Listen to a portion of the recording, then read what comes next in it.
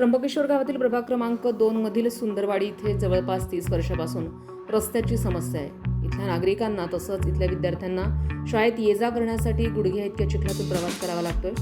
तसंच सुंदरवाडी येथील कुणी व्यक्ती आजारी पडल्यास त्या व्यक्तीला माणसांच्या आधारे कैलासराजेनगर इथल्या रस्त्यावर घेऊन जावं लागतंय. अशी बिकट परिस्थिती त्र्यंबकेश्वर इथल्या सुंदरवाडी इथल्या नागरिकांची आहे. तरी त्र्यंबकेश्वर येथील नगरपालिकेने आणि प्रशासनानं लवकरात लवकर नागरिकांची समस्या सोडवावी अशी विनंती येथील नागरिकांनी केली आहे.